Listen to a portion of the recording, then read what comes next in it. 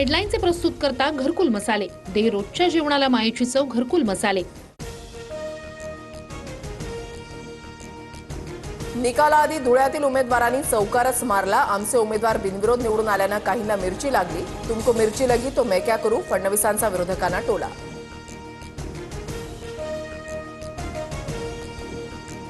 आगामी महापालिका निवडणुकीच्या तोंडावर मनसेला 2 धक्के. माजी नगरसेवक संतोष धुरींच्या भाजप पक्षप्रवेशानंतर प्रवक्ते हेमंत कांबळे आणि सरचिटणीस राजा चौगुले शिंदेंच्या शिवसेनेत. राज ठाकरेंनी मनसे पक्ष उद्धव ठाकरेंकडे सरेंडर केला. उद्धव ठाकरेंसोबतच्या तहामध्ये राज ठाकरे हरले. भाजपमधील पक्षप्रवेशानंतर संतोष धुरींचा आरोप. अजित पवारांच्या पक्षाला सावरकरांचे विचार मान्य करावेच लागतील. आलात तर तुमच्यासोबत, नाही तर तुमच्या विना, आणि विरोधात शिरलात तर विरोधात काम करत राहू, हे सावरकरांचे विचार. आशिष शेलारांचे विधान.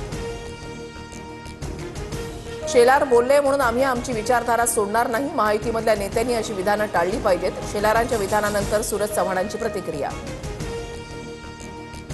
करायला लागलो तर अजितदादांना बोलता येणार नाही. समन्वय समितीमध्ये ठरल्याप्रमाणे दादा वागतील अशी अपेक्षा.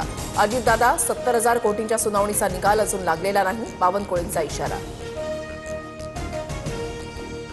काँग्रेस अजूनही विलासराव देशमुखांच्या नावावर मतं मागतोय, म्हणून लातूरमधून विलासरावांच्या आठवणी पुसल्या जातील असं विधान केलं.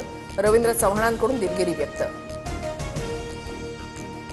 पुस्तकात लिहिलेली नावं पुसता येतात, मात्र जनतेच्या मनामनात कोरलेली नावं पुसता येणार नाहीत. रवींद्र चव्हाणांच्या वक्तव्यानंतर रितेश देशमुखांचं प्रत्युत्तर. अमित देशमुखांकडूनही वक्तव्याचा निषेध.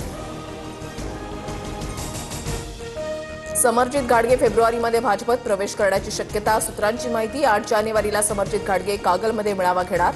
मेळाव्यामध्ये जिल्हा परिषद निवडणुकीमधील भूमिकेबाबत निर्णय घेणार. नाशिकमधील समृद्धी महामार्गासाठीच्या वृक्षतोडीला हरित लवादाची स्थगिती. कायदेशीर परवानगी मिळाल्याशिवाय एकही झाड तोडू नये, हरित लवादाचे आदेश.